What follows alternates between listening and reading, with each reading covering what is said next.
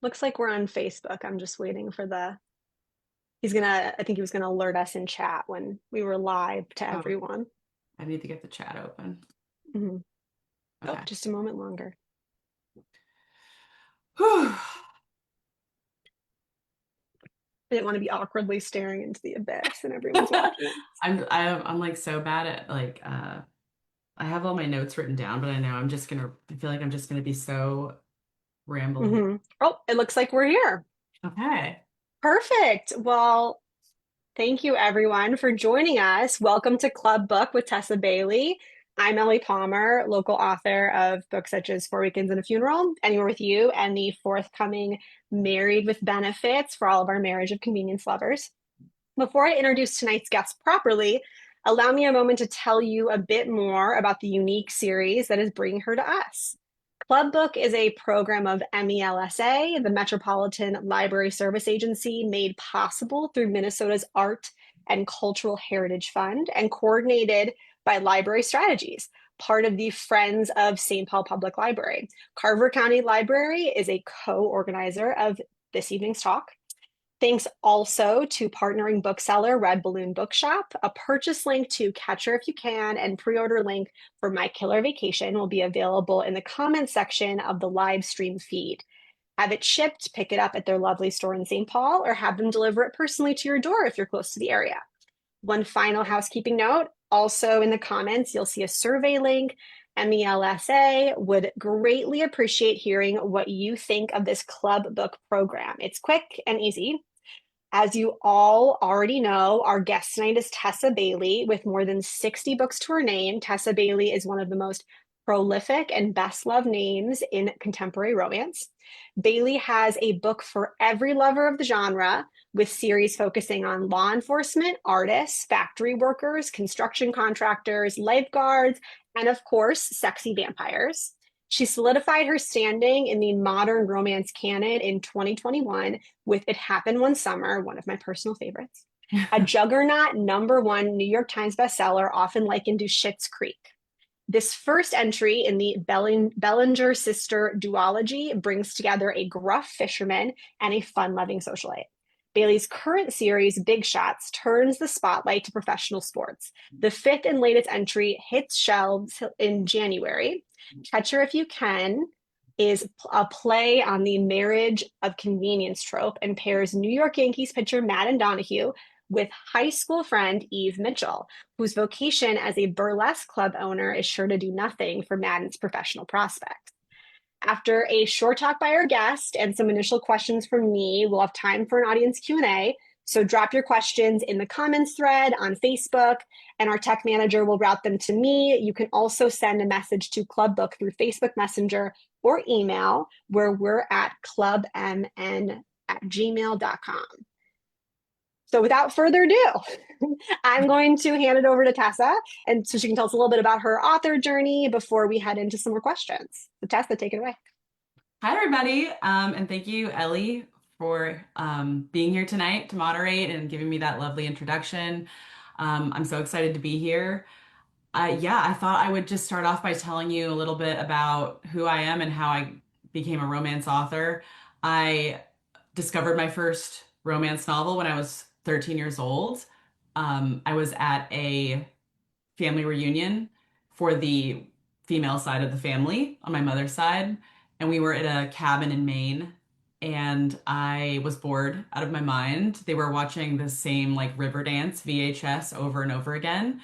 And I happened to find this book called Hidden Fires by Sandra Brown in my grandmother's luggage. And that was my first romance novel. And the second I read it, I finished it, I started it all over again. And I had begged them the next day to take me into town to get more romance novels. And so that's sort of where I started. I didn't think, like, I never had any aspirations to be a romance novelist. I didn't think I was smart enough for that or driven enough to do something like that. But when I gave birth to my daughter, she's 14 years old now. I sort of like realized that I hadn't done anything yet that I thought she could be proud of. So I sort of thought really like long and hard about what I love and what I would want to do, and also what I think I could be good at. So I sat down and I wrote my first romance novel. Although there were some circumstances that played into that. My Hurricane Sandy sort of ripped through New York around that same time that I was sort of like trying to figure out what to do with my life, career-wise. And it flooded my husband's bar where he was working. And so he was able to stay home and watch our newborn while I wrote my first book. And that was sort of like a revelation because I actually loved every second of it. And I was able to do something from start to finish that I really just didn't anticipate I was capable of. So that was incredible. Entangled is the publisher that sort of picked me up out of the slush pile one time and decided to give my manuscript a read. And suddenly I was a published author, which is hard to, I still can't comprehend how it happened so quickly. I don't think it's as easy now to get published at all. I think that back then there were far few romance novels being released than there is today. But I do like to think I got a little bit lucky. Um, my agent, who I share with Ellie, actually, she this is like my favorite story. My agent Laura Bradford, she at this like right around the same time that I was writing this first novel of mine, I submitted a scene from it. It was a kissing scene to a contest and I lost. But one of the judges, who was my agent, Laura Bradford, emailed me and she said, I think you have a good voice and I think like you're on to something here. Could you send me the rest of a manuscript? And so I did, and she still didn't want me as a client after reading it. But she said, you're really good. Like, keep going. Like, I really think if you just keep practicing and keep writing, you're going to be on to something. So, cut to like 4 years later, I had been publishing digitally with Entangled, and I got an offer to write like a series with Avon. And I just kind of at that point felt out of my depth navigating two different publishers. So I reached back out to Laura Bradford and I said, do you remember me? Because I probably wouldn't have kept writing if you hadn't told me that I was decent. And now I have this like offer, and will you take me as a client now? And she said, yes, I remember you. And, yes, I would love to have you as a client. So we've been together ever since. And it's been almost, I guess it's about 13 years now. So, yeah.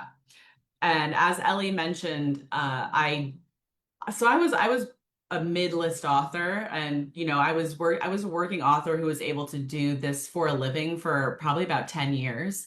Um, but 2020 and 2021 sort of changed everything. I released a book called It Happened One Summer, and it was sort of this perfect storm of lockdown happening, book talk exploding, and Schitt's Creek exploding. And we had kind of decided to mark, it's this book right here, actually, I have a visual aid. It happened one summer. This we marketed the book as inspired by Schitt's Creek, because the heroine was inspired by Alexis Rose. So that book talk and lockdown, like causing this dramatic rise in readership for romance, uh, made my book go viral. So it was just this crazy moment that I really appreciated, having kind of gone 10 years where I would do signings and maybe nobody would show up, or I would release a book to like maybe a lukewarm reception, and suddenly I had this book that was in the top 10 on Amazon. So it was kind of this crazy moment. And then my husband got COVID and was in the hospital on a ventilator for 3 months when the next book in the series was due. So I obviously understandably couldn't bring myself to write. So I'm just sitting here having this incredibly high career moment while personally having this dramatic low. And thankfully by like miracle survived and is home and is fine now. But then I was able to write the follow-up to It Happened One Summer, which was Hook, Line, and Sinker. And this is my number one New York Times bestseller. And that's it's all been downhill from there. I'm only kidding. But yeah, it's just kind of led me to this moment where I never thought I would be. And I'm just so, I mean, It Happened One Summer is being made into a movie that's supposed to start filming in June. And I'm able to do this for a living a lot longer than I thought. So I'm just very happy to be here and to be an author. And yes, I would love to talk to Ellie and see what she has to ask me. And then I'm an open book. So if anybody wants to ask me questions after that, I would love to answer them. Yeah, I'll stop silently laughing in my muted box. But I cannot believe that all that was happening while like I mean, that book like took the world by storm, and you have this other like very serious like family situation happening at the same time. Like that must have been, I can't even imagine how that like those two worlds collided for you. It was it was kind of like existing in uh like a bubble, you know. I Hmm. knew like that it was happening. I just wasn't comprehending it. You know, Hmm. like I knew everybody was reading It Happened One Summer and that like suddenly this thing called TikTok was really relevant. Yeah. And I would go on there and I'd be like, who are these like teenagers talking about Just my book? just absolutely going feral for the Oh yeah. character. And like fan casting it and Hmm. doing dances while they like quotes from my book were coming up on the screen. And I was like, what is this? And just like watching a viral TikTok about my book send my one TikTok at that time sent my book like flying up the charts, and it was just like incredible to watch and Hmm. not understand like really what was happening. But yeah, like I said, I was supposed to be working on the follow-up, and I was kind of emailing my publisher going, my husband's he's not even just on a ventilator, he's actually on an ECMO machine, which is one step beyond Oh my gosh. here. And so it was just like this incredible juxtaposition of like euphoria and just fear. Hmm. Wow. So yeah, like I don't get scared anymore. Like I think No, why would you? You've I done it broke my all. fear. I don't get imposter syndrome. I don't get scared to go on stage or do anything because I don't have that fear muscle anymore. So Hmm. in one way, it worked out, and it is probably unhealthy, but Yeah. I mean, that teaches you compartmentalization like real quick. yes, But I'm so glad to hear that he's doing better. That's amazing. he is. Wow. We can pivot into some of the prepared questions I have for you because we're here to celebrate your newest romance in the Big Shot series, Catch Her If You Can, Yes. even Madden's highly anticipated marriage of convenience that combines the world of Major League Baseball with burlesque. And You are so prolific. This is definitely not your first novel. And even I remember, I know that you said that you were sort of mid-list before this. I remember like Fixer Up, Hot and Hammered. I felt like everyone was reading that series too. And before that, you had so many with Entangled and kind of in the hybrid self-pub space. So what is your writing process like? Like how many stories are you mentally juggling at any given time? Well, so now I'm able to slow down, like now I've been able to slow down a little bit because I mean, I think writing romance is like it's like the romance genre and the readership, it's like an animal. Like we're Mhm. reading 5 or 6 books a week. We're not the normal typical reader. Like I think No, we're we're voracious. built different. We're built different. This is our full-time hobby. It's not just like oh, I'm going on vacation, let me grab a book off the shelf. This is like, what am I reading next? We're like chain smoking readers, chain readers. Yeah. And so this pressure to like stay relevant, keep pumping books out and support myself. I mean, it was real. And I was writing 5 books, 6 books a year, never taking a break. And it was harder. I mean, I don't think I could do it now. Like Hmm. I think at the time it was like this real urgency to like make this my job and make it happen and be successful at it. And I think now I have more of an eye towards like making sure what I'm writing is like my best work.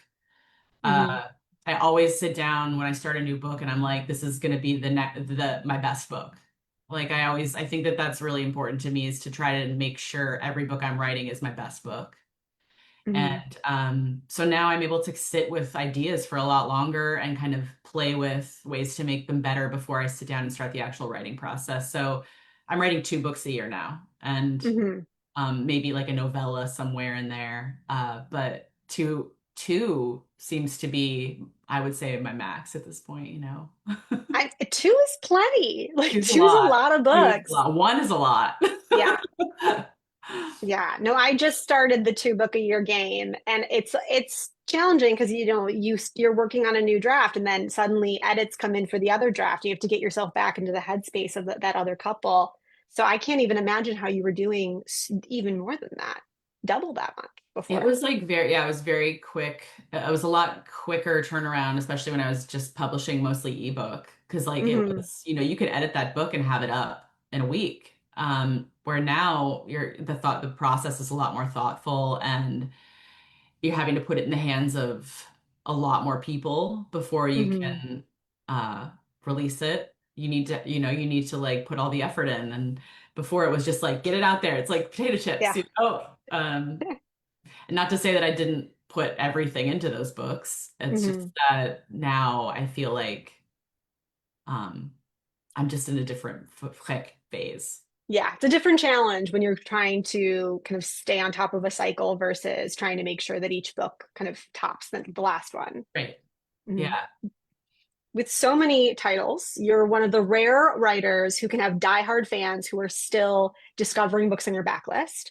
Is there a past series you adore that readers are continuing to discover, or is there a deep cut backlist book that you get especially excited to see readers talking about? Do you have like a little favorite where someone pulls out your like military series or your and you're like, oh, you found it. Yes. Like I was just at a signing this past weekend and people will like show up with original covers for things that have been out of Mm-hmm. print for like I don't even have them with those covers.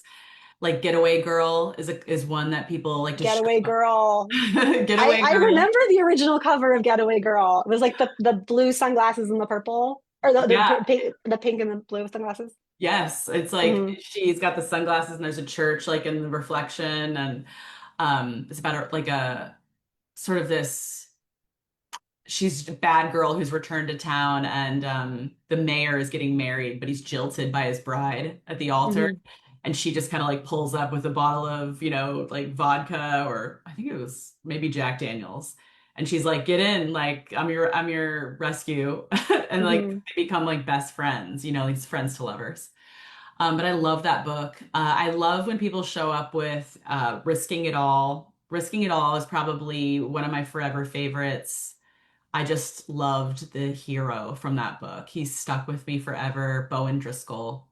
He's like this broken heir to the Mafia throne. And I love, Man of my own heart. yes.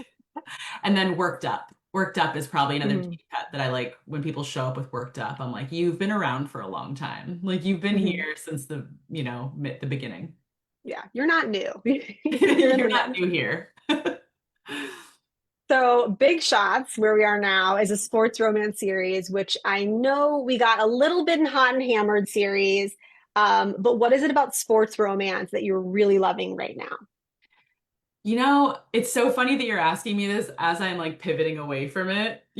I feel like What did you used to love that's lost its sparkle? I know. It's like I think that it's by virtue of me having been here for a while Hmm. that I can sense the like a change in the water. I can just sense that like sports romance in a year won't be as popular as it is now at this very second.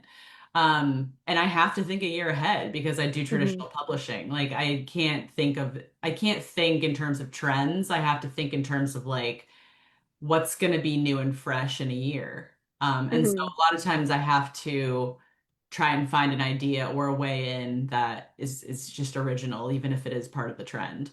But when it comes to the Big Shot series, like I really honestly started this series just so I could write this golf book that I wanted to write for a I long. love that golf book. I have it here. So I had this. This is Fangirl Down that I'm Who talking knew about. golfing could be so sexy? I didn't Who know. knew? I did. I did, and You I saw the told. potential. I saw the potential. I had this idea for a really long time of like this huge fan, like a huge fan of this golfer.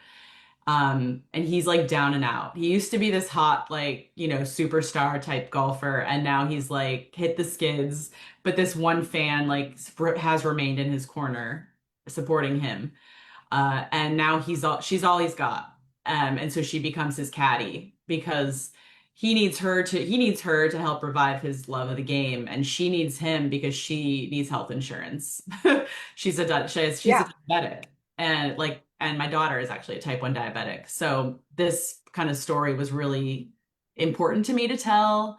It was important for me to like make sure I understood like I got the character's relationship with diabetes correctly. And also just there was something about this story that was so magical. This like caddy giving advice to this golfer and him taking it, like him taking woman's advice and realizing how well it's working. That was Hmm. really addictive to me. So I started with Fangirl Down, this golf book, and I transitioned into hockey, and then I transitioned to Division One softball and baseball, and I really kind of let my love of the secondary characters that were showing up guide me. Like I let the readers guide me and saw who they responded to throughout the series and kind of let it so like I let the series kind of build organically, and it was Yeah. really cool. How much of those interconnected threads are planned and how much of them just like sort of pop up and you're like, okay, well, now I have to write this character's book because I'm obsessed with them? That happens to me like 90% of the time. I know like loosely that okay, she has a sister. The sister is going to get a book. I just don't know who the hero is yet. Or the teammate's going to get a book. I'm just not really sure who is going to be their love interest.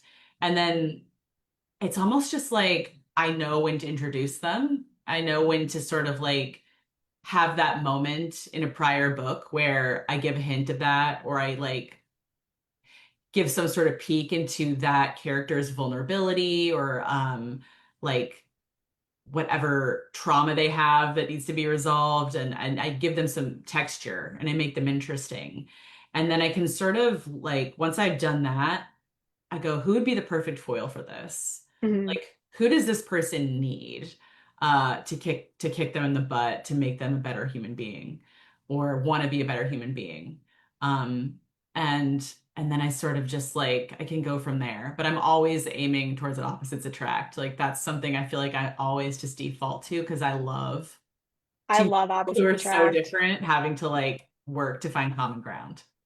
I love when it's like someone's worst nightmare of where they are in their current like character arc. And it's like, this person is everything you think you don't want, but oh man, are they going to help you get to where you need to be? And it's going to be so perfect. So I love opposites attract so much.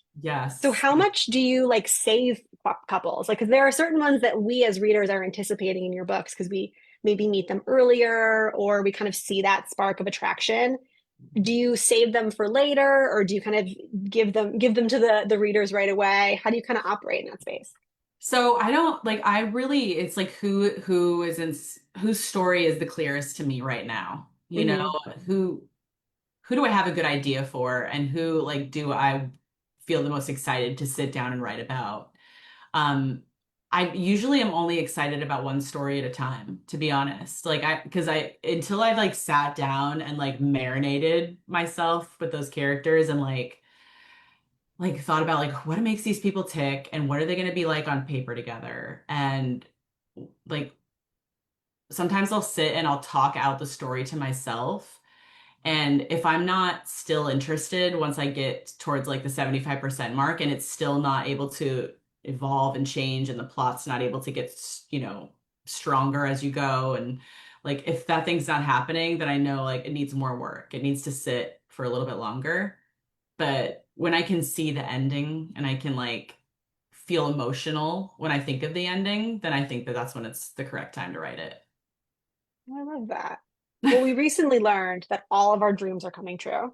And we're getting a It Happened One Summer movie starring Nina Dobrev as Piper and Tyler Hoechlin as Brendan. I Yes. think you also have some casting for the sisters as well, or the sister as well, and some other people.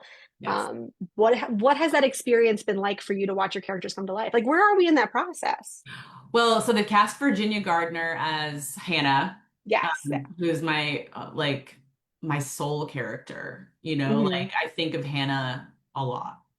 Um, I think I relate to her more than any other character. So I'm just really excited to see her, especially. They do have Fox. Hmm. And they just cast Fox last week. Really? Mhm. I love Fox. I know. And I am not allowed to say who it is yet. And like, I believe me, I've begged because I actually was in Westport where that series is set. I was there last weekend to launch Fox's like hardcover special edition book. And I was like, this would be the perfect time to tell everybody who it's going to be. But I have to wait for a deadline to do it or something. So, Mhm. uh, anyways, they said they're filming it, they're going to start filming it in June. And I like believe them. Like it really seems like it's happening. And I think this entire time, like there's a script, there's a director, there's a budget, a really healthy budget.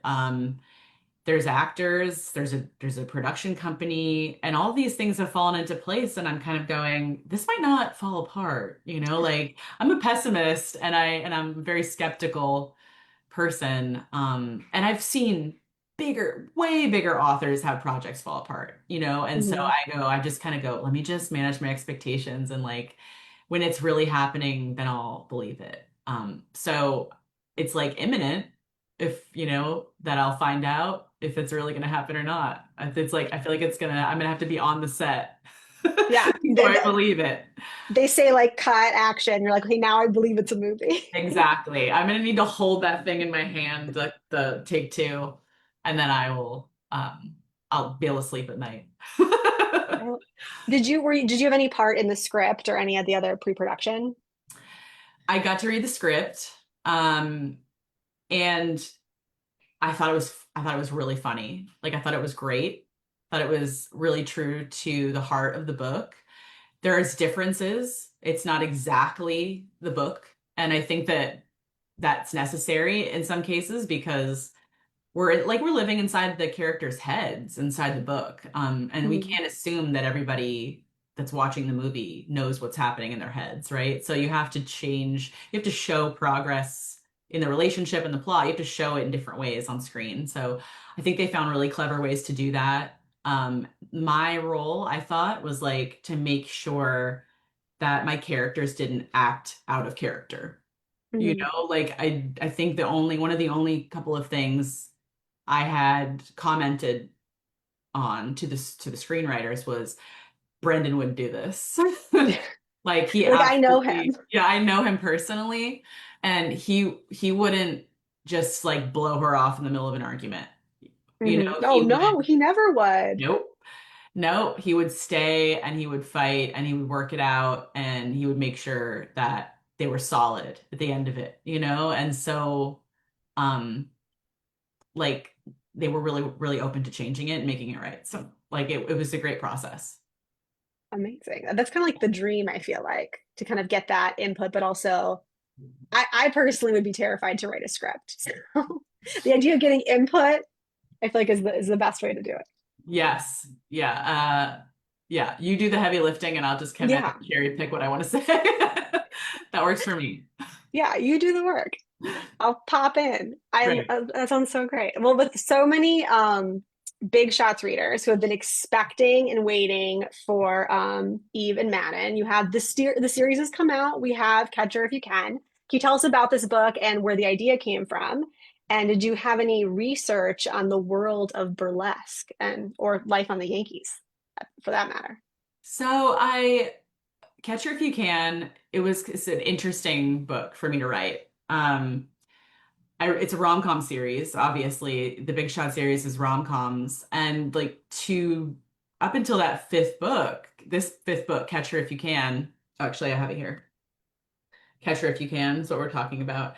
Um, I was able to write these funny books with these like sort of madcap moments and funny situations, and it's just like it was really really easy. But then these two kind of like moody characters showed up, and they obviously had a past, and they obviously both had a lot of things they obviously both had a lot of baggage, but they loved each other. It was like, oh, it was like syrup dripping off the page. And I was like, I backed myself into a corner here because I don't know where the comic relief is going to come from. Like, this is supposed to be funny. We have, we have him, we have Madden, who has kind of escaped like a difficult home life in Ireland, and he's come to Rhode Island. He came to Rhode Island as a teenager to live with his aunt. And then um, we have Eve, who her father owned the local strip club when she was growing up, and it's just kind of this stigma kind of carried her, like just followed her around everywhere she went. People were unkind to her. They don't want the strip club in town. This is a small community. And she's just kind of like always been this outcast in her town. And they both have this pain, right? So I'm like, what am I doing? Like, it took me months to start writing this book because I was like, how do I approach this? So, her sister leaves these two like rascally kids that are really funny and they curse a lot. And then I send in, so she's turned the strip club now into a burlesque club. And this has become her passion to like make this work and make this thing that was ugly to everybody beautiful to her. And so we have, this girl that kind of shows up and becomes her babysitter, who is like she's like a rockabilly girl, and she's very funny and irreverent. And then we have like a burlesque dancer who's like a 60-year-old woman her name is Full Bush Rhonda. I'm going to let you use your imagination on that. And I was like, I'm just gonna have to build a funny world around these two characters and like make it funny on the outside while they're kind of dealing with their turmoil throughout. And I felt like it really worked. I Mhm. love this book so much. It felt like a labor of love. It felt like I had to work hard for it, like the characters did. And I was just like really satisfied with the way it came out. But as far as researching, it's funny, like I literally have been to rockabilly burlesque shows in Brooklyn. Oh.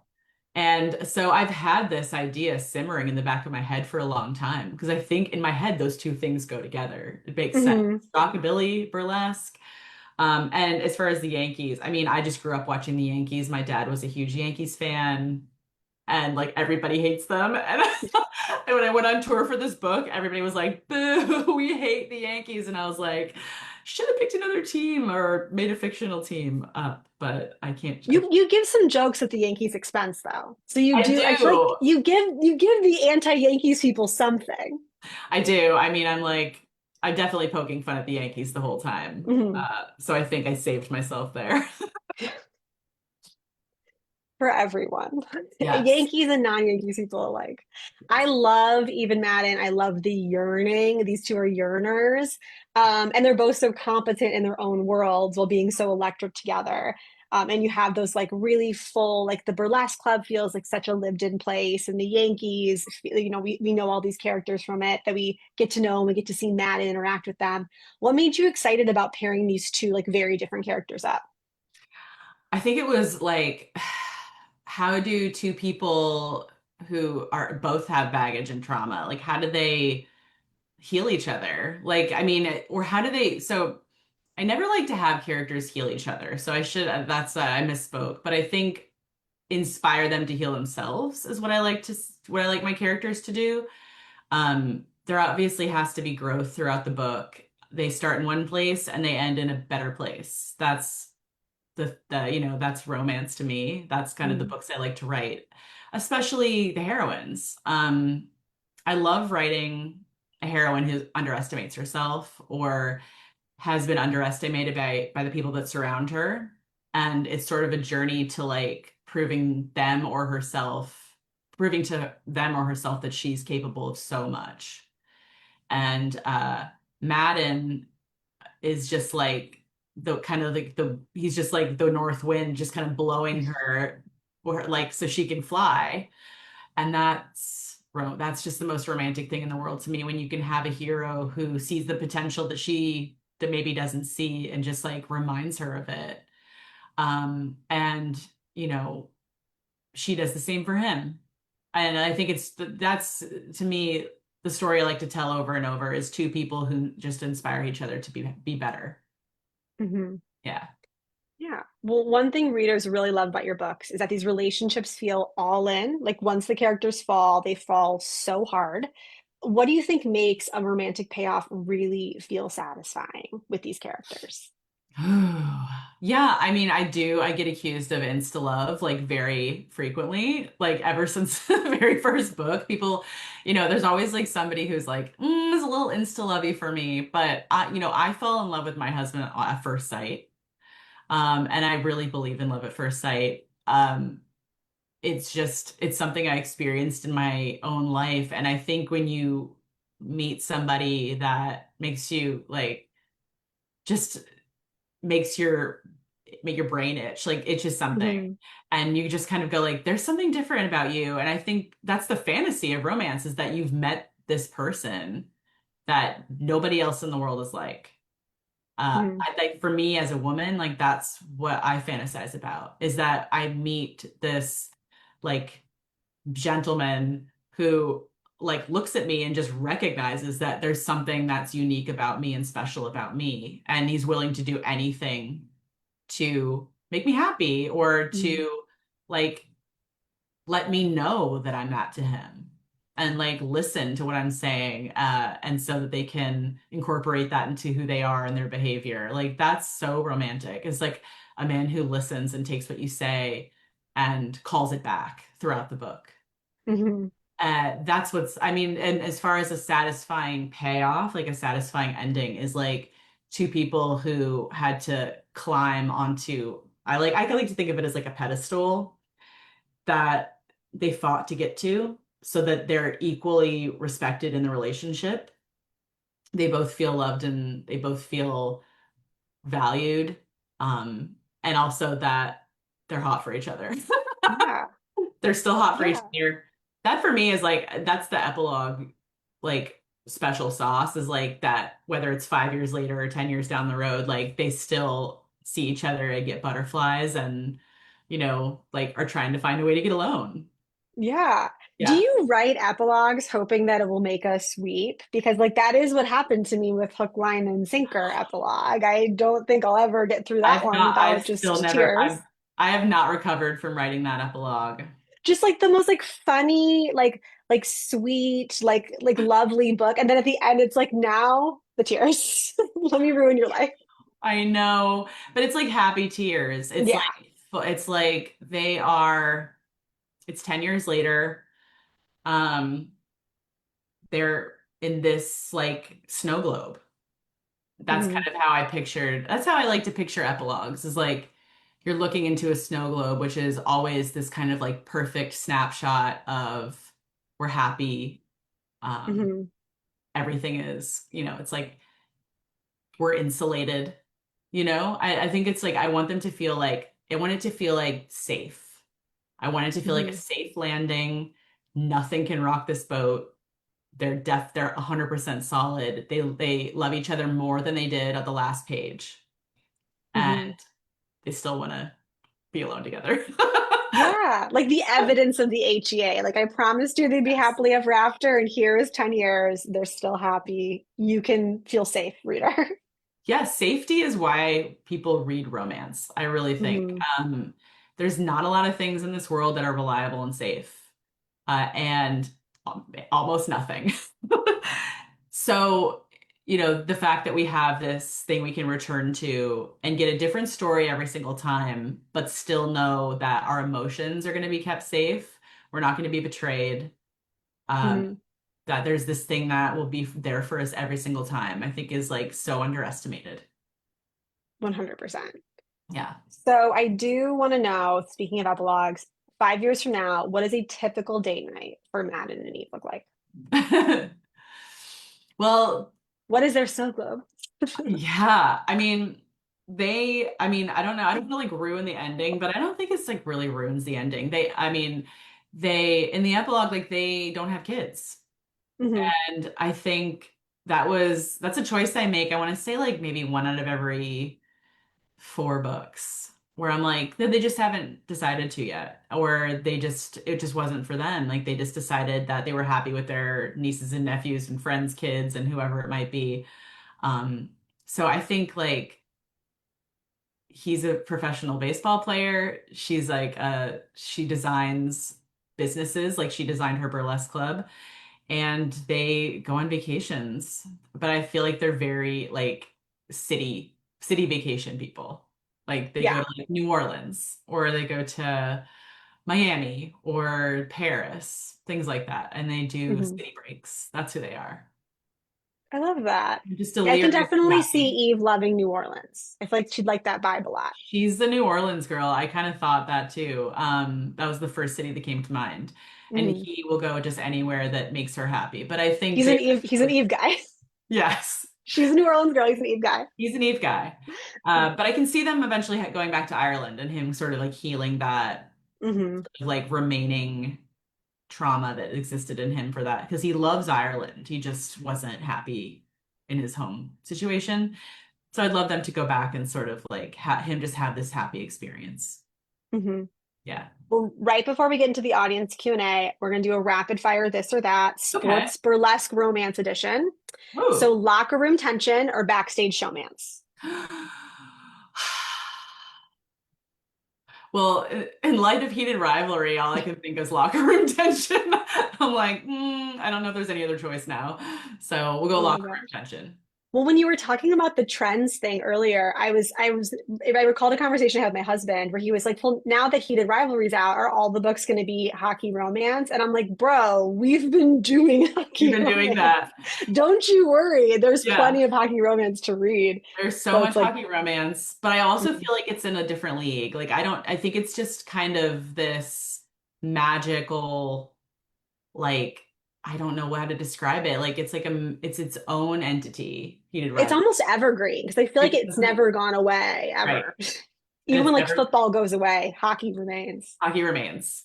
Mm. Absolutely. Magic Mike or Burlesque, the movie. I think burlesque. I'm like weird. I don't necessarily love watching men dance in that way. Hmm. Let women dance, okay? I do like them without clothes on. I just don't know about the dancing part. So we'll go Hmm. burlesque. And Burlesque has Cher and Christina Aguilera. So It has share, like end of yeah, story. yeah, that's all we need. Marriage of Convenience with Forbidden Crush or fake dating your enemy. You know what? I love Marriage of Convenience. It's Hmm. by one of my favorite books. Catch Her If You Can, obviously, is Marriage of Convenience, which I love. But I also have this book, Unfortunately Yours, that is one of my all-time favorites. One of my all-time favorite heroes, August Cates, and Hmm. it's also Marriage of Convenience. And I just there's something about this like idea that they can't. There's no way out. Like there's no escaping it. Like they have Hmm. this forced proximity that it creates.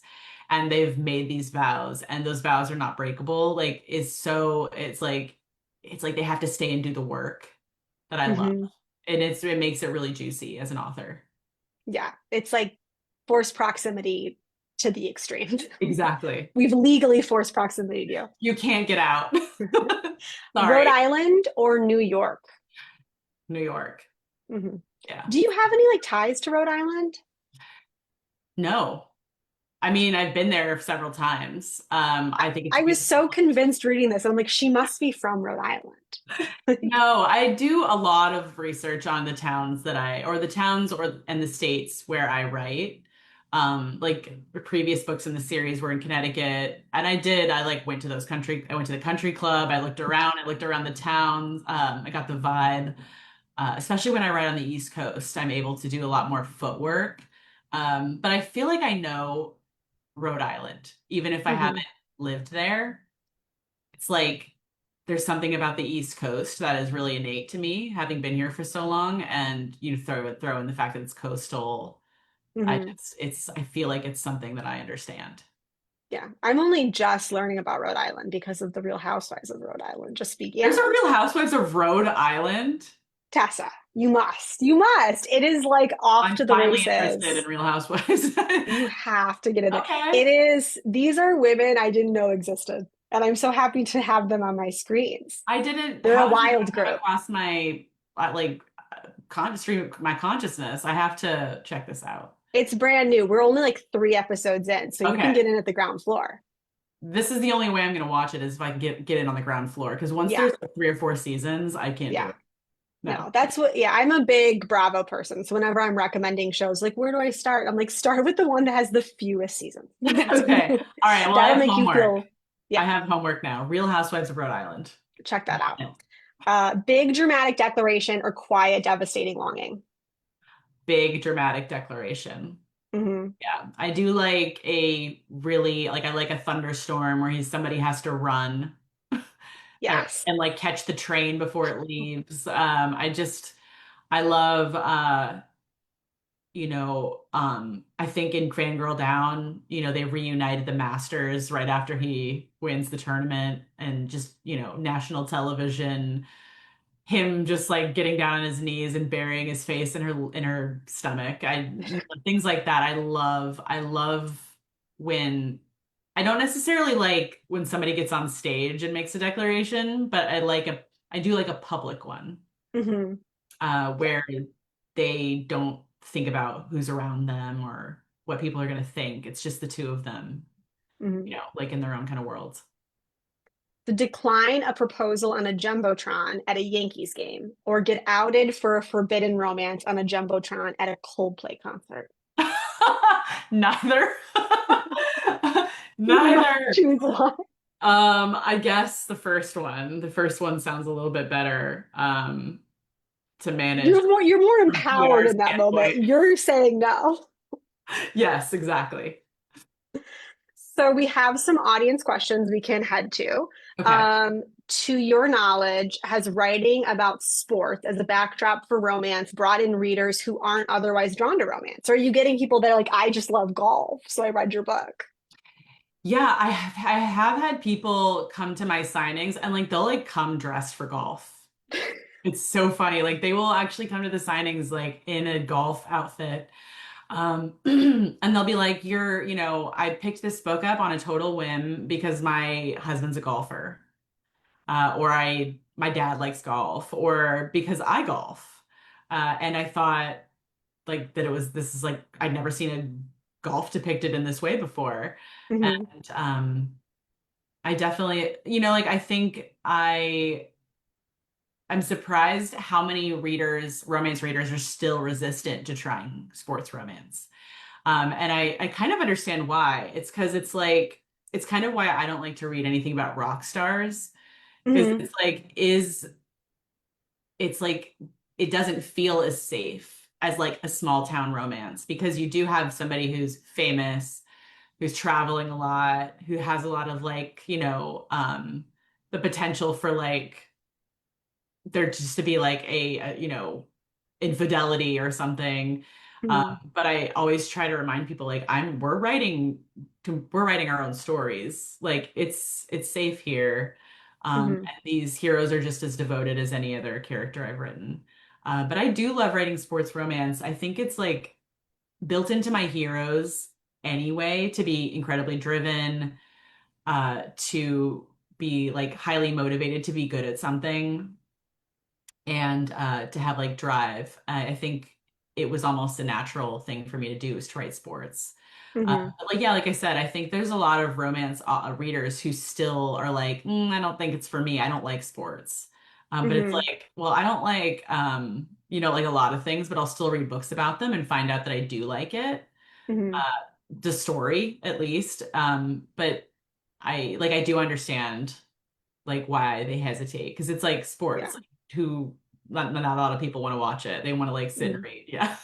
Yeah, well, I never thought of it in that angle where it's like all of the heroes are going to be highly competent, Yeah. highly ambitious. They're going to be really hot. Like it's like why are we not Yeah, allowing this to be part of they're our goal lives? oriented, right? They're like Yes. super, I mean, you have to be incredibly like you have to want something so bad and put in so much time to be a professional athlete. Hmm. I think that alone is attractive.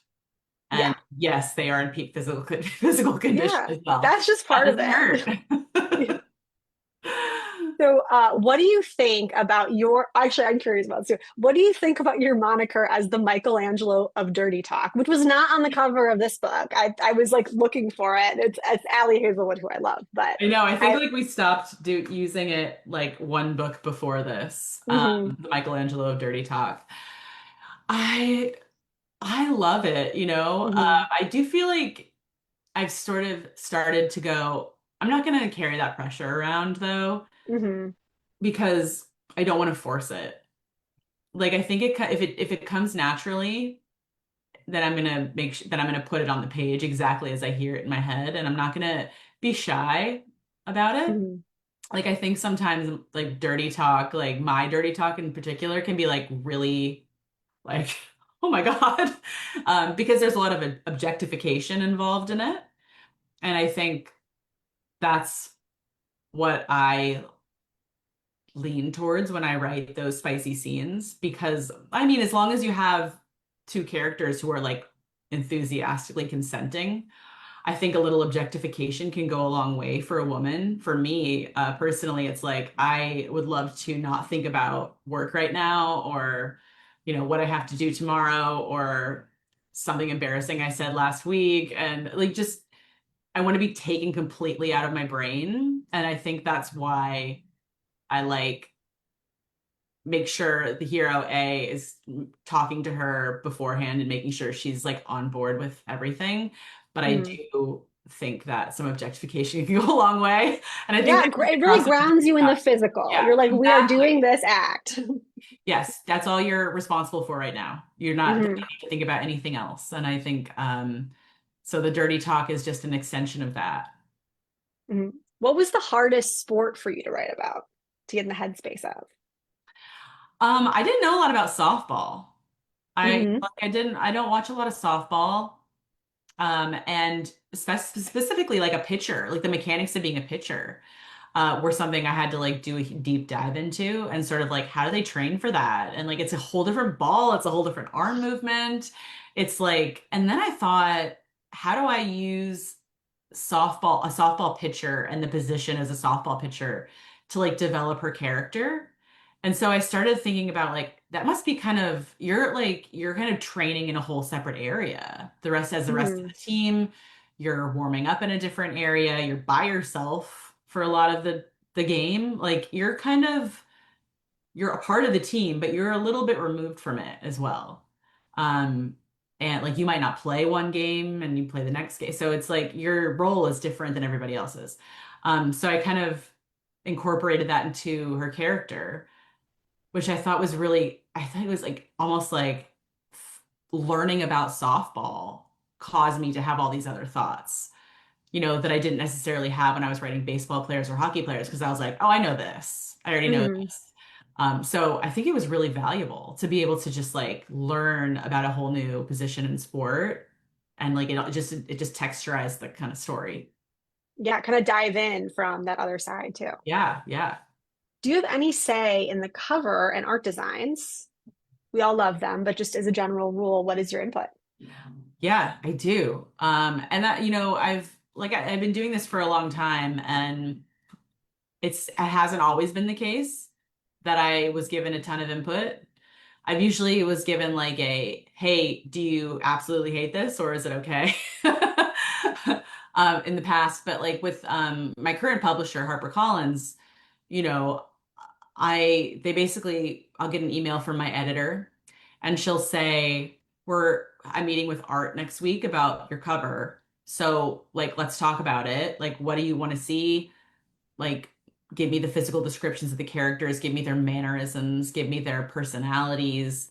tell me what colors you're looking at. Tell me what poses you think would look best for these two, um, and so then they come back with like some initial ideas, and then we kind of play with it from there, and like then it's like fonts and colors and things. We nail down all the nitty gritty, but like broad concept, I'm really involved, which is I'm very lucky.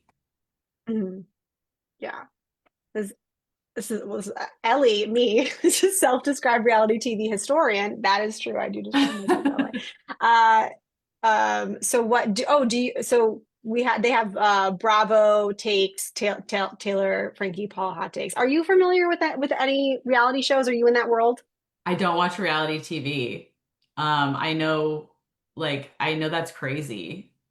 And I often feel very left out of like the Love is Blind conversations or like, Mhm. what is it, Love Island? And yeah, The Housewives. I watch like four TV shows. What I are watch, they? I watch Jeopardy. Love. So I watch, you're a learner. You're a lifelong yeah, I learner. just like I'm very routine oriented and I like to do certain things every single day at the same time. I watch I like I said, I watch Jeopardy religiously. I watch The Pit. Oh, okay. I mean, the pit is huge. Did you know the pit was the biggest fanfic place right now?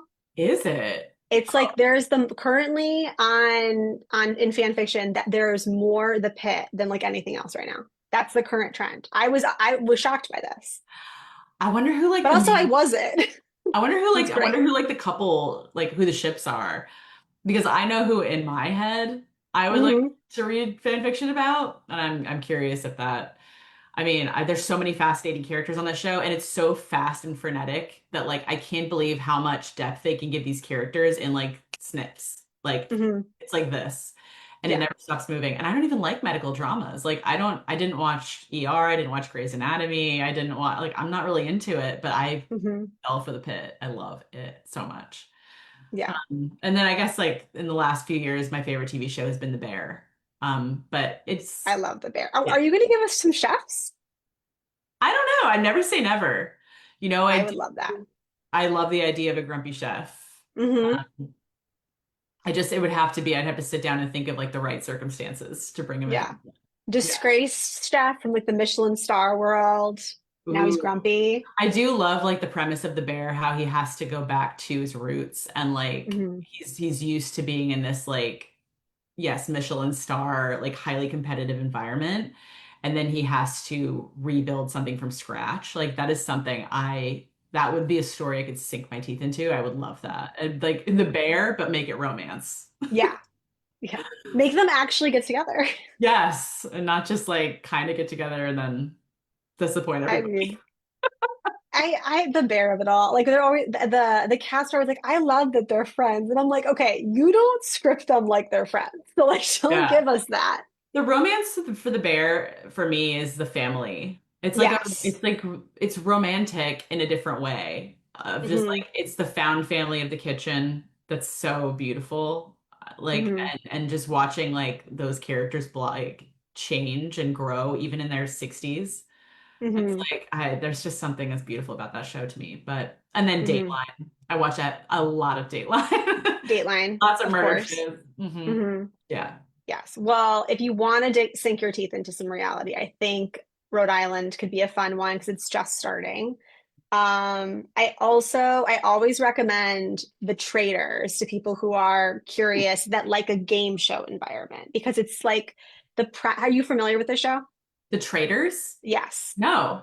Okay, so the premise is it's basically like they're playing like a parlor game like werewolf or mafia, but they like every single night when like the when the traders murder someone, that person just disappears from the house and they have to figure out who the traders are.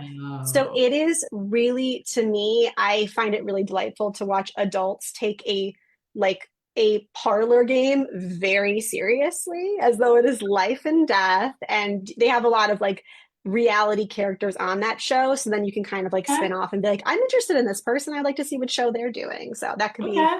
a great option too. Then Okay. I'll stop promoting Bravo and their many No, I mean that sounds brands. really good. I'm glad I have some because I'm the pit now. I'm waiting for a episode of No, it, so now I have to yeah, Yeah. Hmm. But I'm looking for like also some romantic shows to like I need some more romance in my life. Hmm. I love period romance, so when it comes to Oh watching TV. yeah. So Hmm. yeah. I'll track There, some down. yes, I got plenty. There's in the spirit of this or that, read a hot romance in one sitting or savor each chapter over a couple days. I'm a one sitting person. Like if I'm reading a book, I'm miserable when I'm not reading it. So, like I'm just like it's all I can think about and I feel Hmm. like it's just this unfinished thing that's following me around. So I tend to like binge, like I'll binge read. Usually it's a 2-day affair. Hmm. Yeah, I don't like to savor. Well, I love that. I think it looks like we are out of time. So, and we've pretty much wrapped up all of the questions anyway. So this Oh, worked out good. perfectly. I'm going to give us some outro notes. So thank you so much, Tessa, for being here Thank today. you. This This was was amazing. really, really fun. I know everyone on the questions, they were all really enjoying it too. So thank you so much for coming out to virtually to Minnesota with us. Yeah, that's all we have for this evening. This has been a virtual presentation of Club Book, a long running literary series of MELSA made possible by the Arts and Culture Heritage Fund. A special thanks again to Carver County Library for their part in they played in bringing Tessa to us. Before you log off, look for Club Book survey link, which is in the comments and will be projected in place of my video momentarily.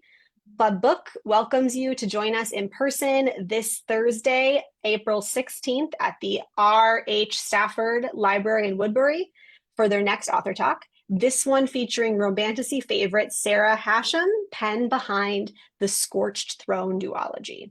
In the meantime, you can check out Club Book's backlist of nearly 200 podcast episodes, including romance favorites like Allie Hazelwood and Jasmine Guillory.